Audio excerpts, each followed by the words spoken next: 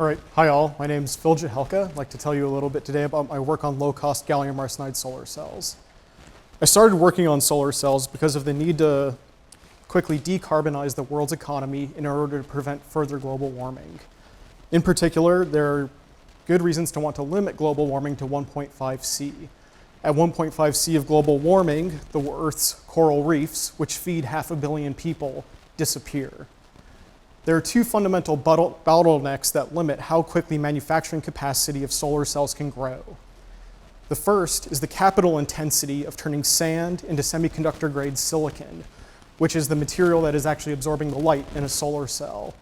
The second are the very limited profit margins of solar cell companies.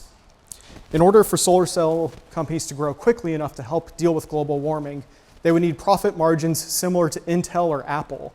But fierce in-industry competition limits their profit margins to near zero. Gallium arsenide is a material that doesn't necessarily have the same capital bottlenecks as silicon.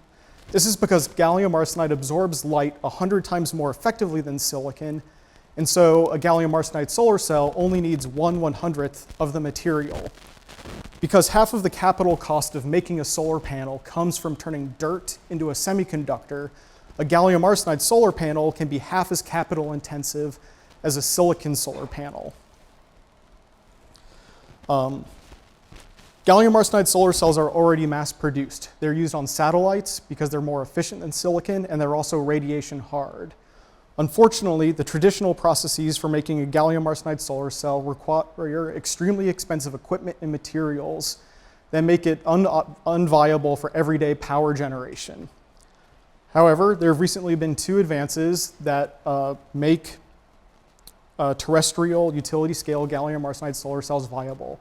The first, developed by the National Renewable Energy Lab, is a technique for turning gallium arsenide ingots into extremely thin films that are perfect for solar cells. The second, and what I've been working on, is a low-cost, high-throughput way for turning gallium arsenide into solar cells that are performance competitive with commercial silicon solar cells.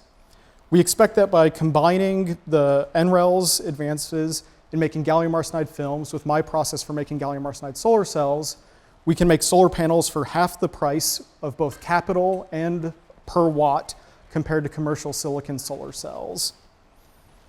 Despite these advances, though, any hypothetical gallium arsenide solar cell company will only be profitable until competitors start to enter the market.